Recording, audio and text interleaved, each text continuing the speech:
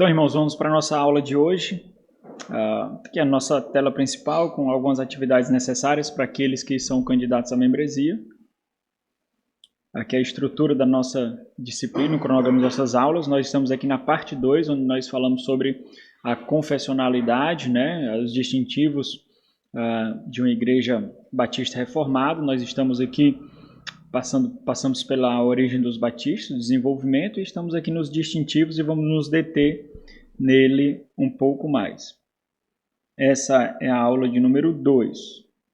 Distintivos de uma igreja batista reformada ou de uma igreja batista confessional. Aqui estão os livros que eu indiquei para os irmãos. Os irmãos podem se aprofundar na leitura dessa característica da teologia batista pactual e um pouco do que nós já vimos, né?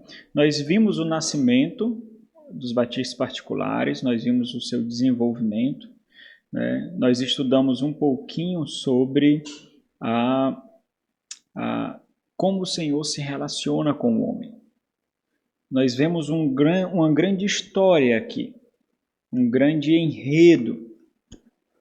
Existe uma estrutura para esse enredo. Quando o Senhor ele revelou a si mesmo e o seu plano, ele pensou em uma estrutura para se revelar com o homem e para se relacionar com o homem.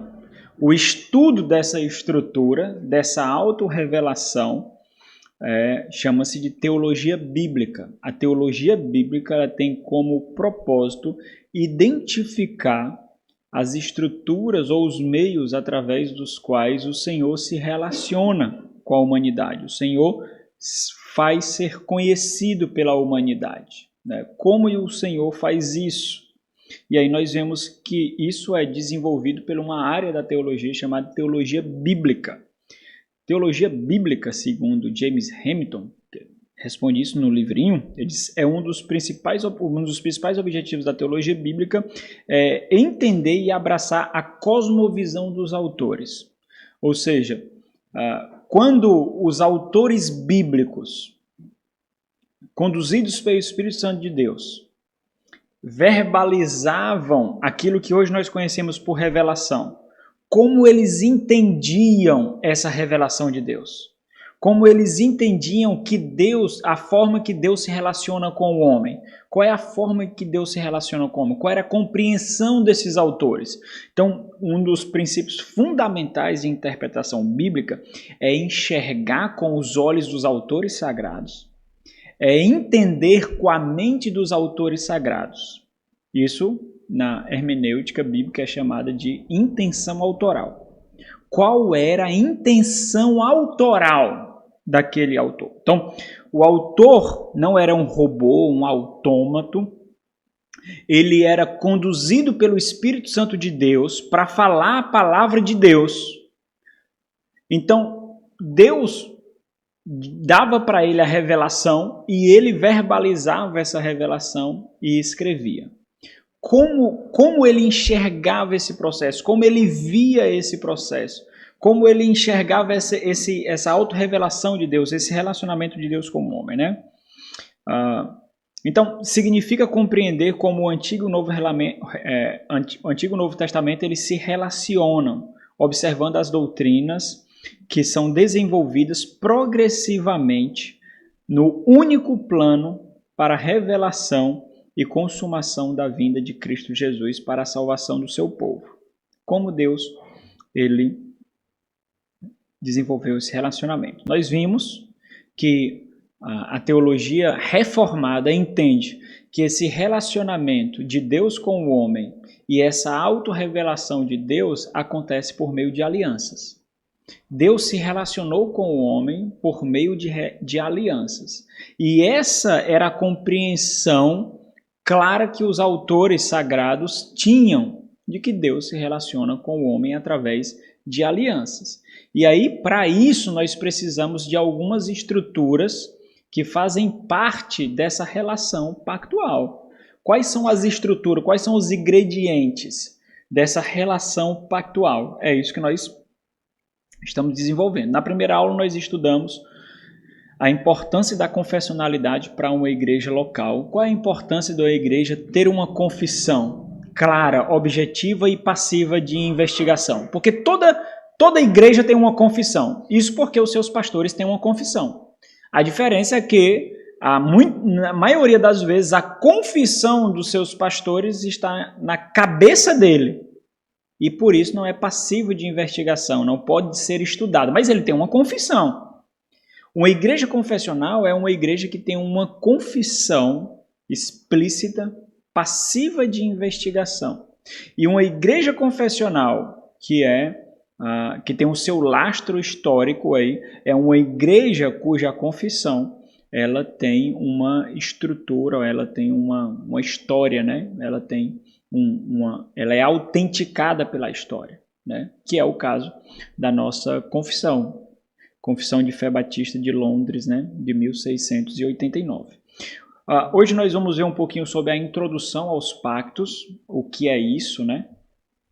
Nós vamos ver sobre um ingrediente fundamental, ou uma parte fundamental nessa relação pactual, que é a representação federal. Próxima semana nós veremos o panorama dos pactos no enredo bíblico, a estrutura pactual da Confissão de 1689 e a exposição do capítulo 7 da Confissão de 1689, que é o capítulo que fala sobre a aliança que Deus fez com o homem, né? Ok, então vamos lá, introdução aos pactos.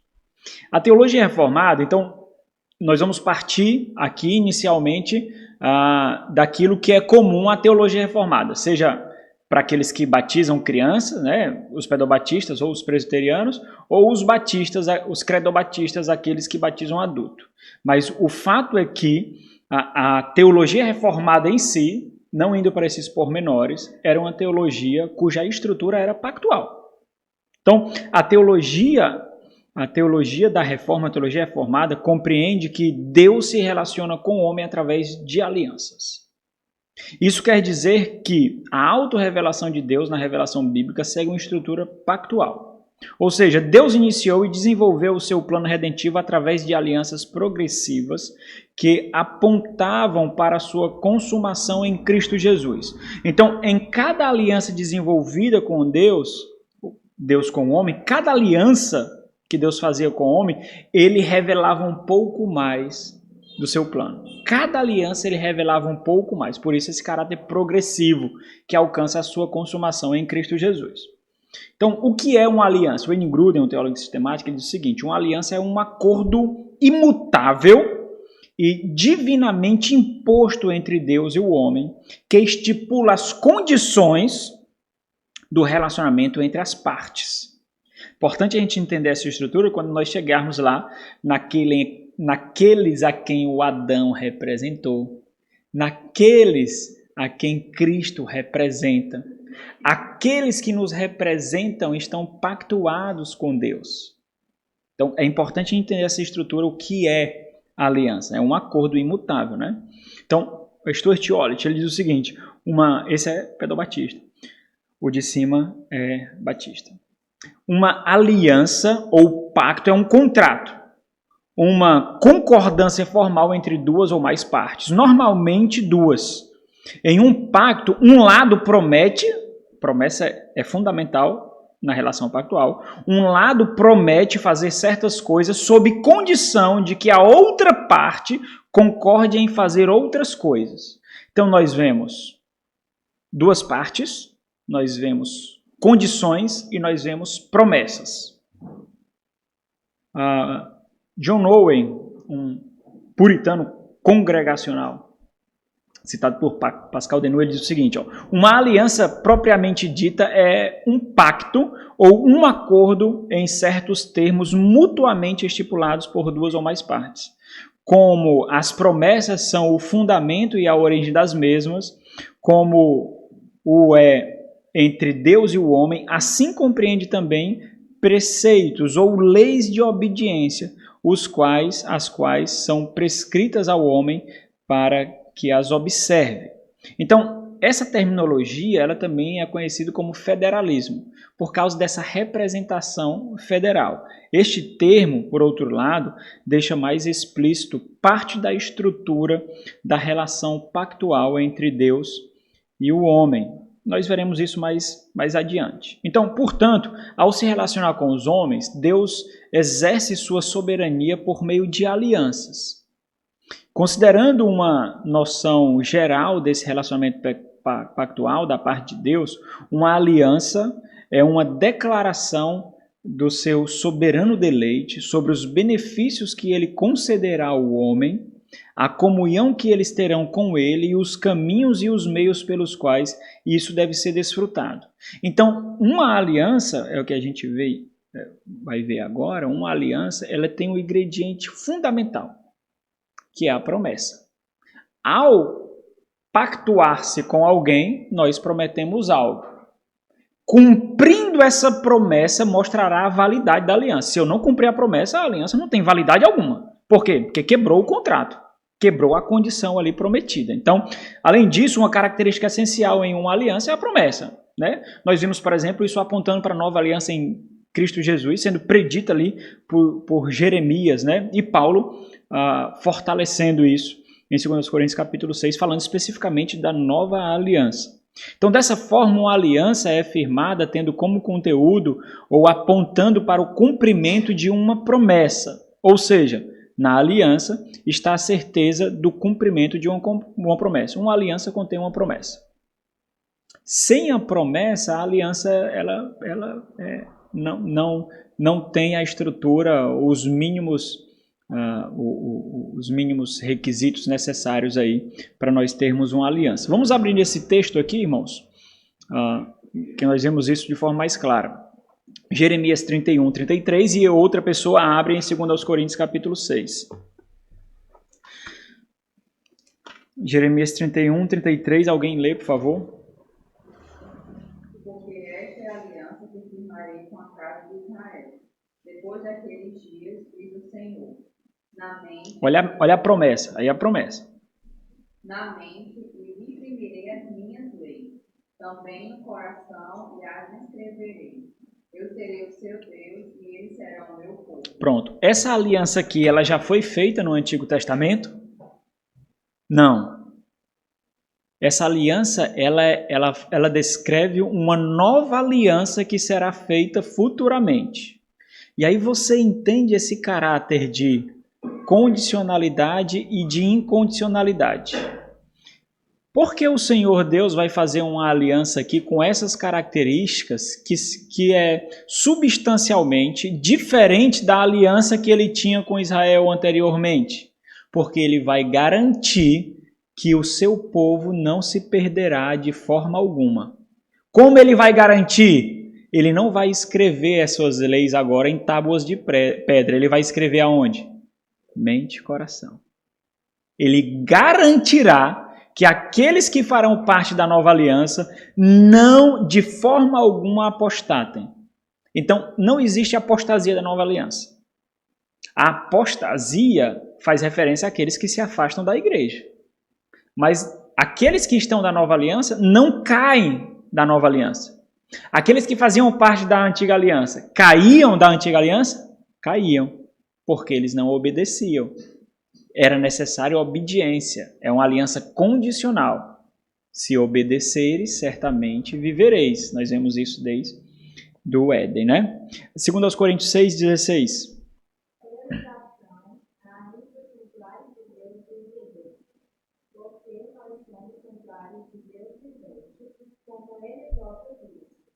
Habitarei e andarei entre eles. Serei o seu Deus e eles serão o meu povo. Então, quando você percebe nós percebemos um nítido contraste entre a antiga aliança e a nova aliança. Na antiga aliança, o Senhor habitava entre o seu povo através da arca ou dos tabernáculos. Na nova aliança, o Senhor habita com o seu povo pelo seu espírito ali, né? Então, vamos lá. Vamos continuar. Ou seja, em síntese, e aqui ninguém está falando ainda de batista, pedobatista, não. Nós estamos falando de teologia reformada.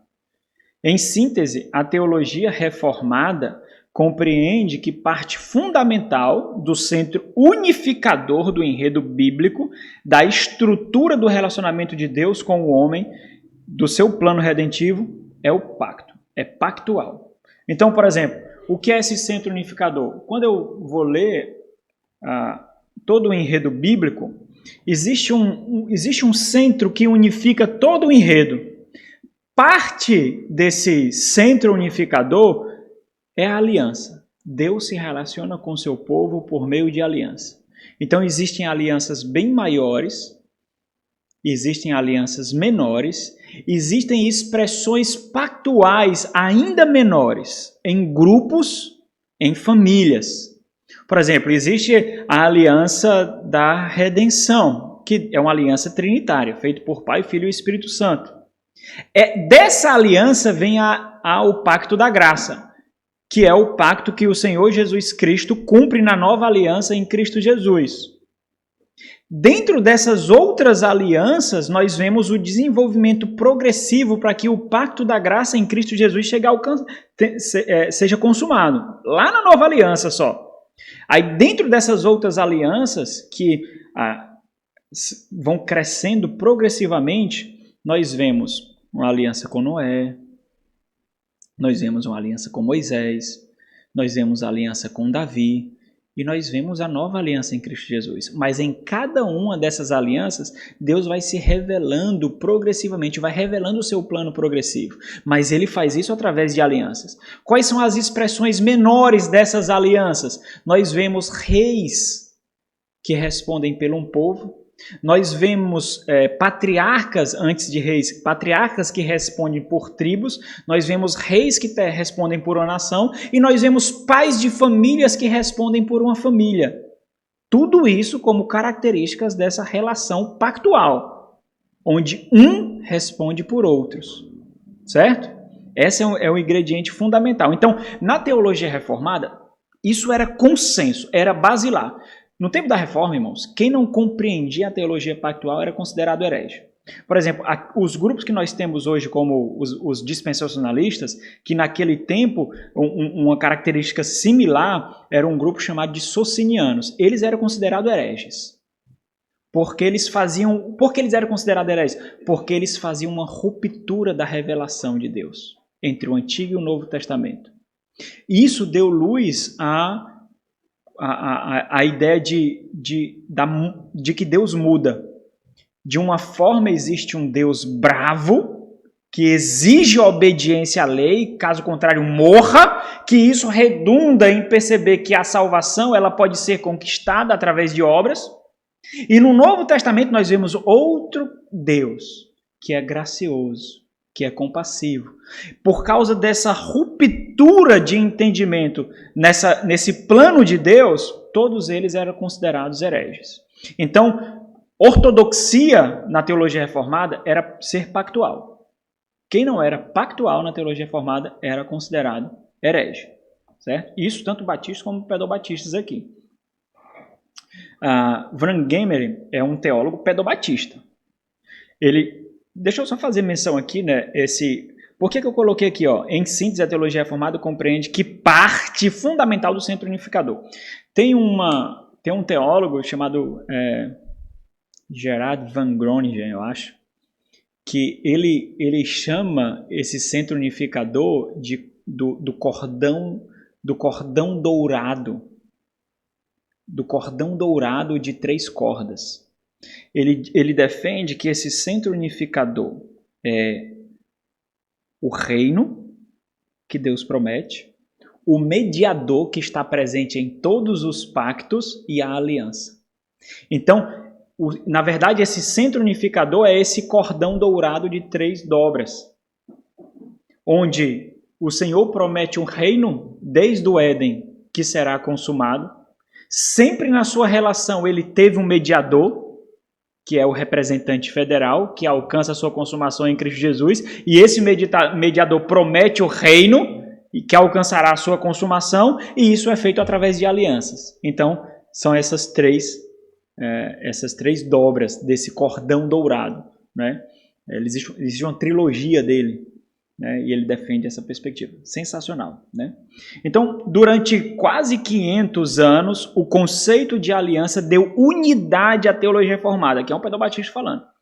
A história do calvinismo, que é um sinônimo para a teologia reformada, revela uma consciência de unidade entre o Antigo e o Novo Testamento, entre as várias partes da Escritura e o seu ou o seu local apropriado na teologia sistemática. A teologia sistemática é aquela ideia de organizar os temas revelados nas Sagradas Escrituras. Como nós fazemos essa organização? Nós precisamos ver uma estrutura para poder organizar, para que não seja fragmentos de uma revelação, para que não seja uma concha de retalhos. Existe algo que unifique todos os temas das Sagradas Escrituras. O que é que unifica? A compreensão da teologia reformada é de que o pacto, a aliança, ele unifica e dá unidade. Nós vemos uma progressão e não rupturas no plano de Deus. Foi isso que deu, foi essa ideia de ruptura, essa ideia de que Deus mudou, que fez com que nós observássemos aí o nascimento do dispensacionalismo, que fez com que a primeira versão dispensacionalista e a segunda, que é o revisado, em alguma medida entendia que no Antigo Testamento a salvação era por meio de obras, no Novo Testamento a salvação é por meio de graça, de que Deus se relaciona com Israel, mas no Novo Testamento ele mudou o seu plano para causar ciúme em Israel e agora se relaciona com a igreja, mas depois voltará a se relacionar com Israel. Então existe essa ruptura aqui. Essa ideia, ela transmite um plano que foi parado, que foi estacionado e depois continuará o seu progresso. Foi daí que nasceu o dispensacionalismo. As suas revisões tentaram corrigir essa heresia de salvação por obras, essa heresia de falta de unidade. Foi aí que nasceu o dispensacionalismo progressivo. Cada progressão ele chega mais perto dessa unidade entre o Antigo e o Novo Testamento, né? Cada um onde tenta diminuir essa ruptura. Existe um povo, existe um plano. Ele diminui a ruptura. Essa ruptura que eu estou falando, irmãos, é o fato de quando acaba o Antigo Testamento, tem uma parede, tem uma quebra e começa o Novo Testamento. A teologia reformada entende que existe um progresso. Não tem quebra, não tem ruptura, é um progresso aqui. Isso é unidade. Quando há uma ruptura, quebra-se essa unidade. Então, como o Antigo Testamento passa pelo Novo? O Novo Testamento é a consumação do que foi prometido no Antigo. Mas no Antigo foi prometido. Por exemplo, os dispensacionalistas dizem que a igreja não é prometida no Antigo. A igreja não é prometida no Antigo. Como é que nós observamos? Nós observamos Israel sendo um tipo do que Deus considera o seu povo, que no Novo Testamento é revelado como o quê? Como igreja. Só que na mente de Deus, a igreja sempre esteve lá. Só que no Antigo Testamento nós vemos tipos.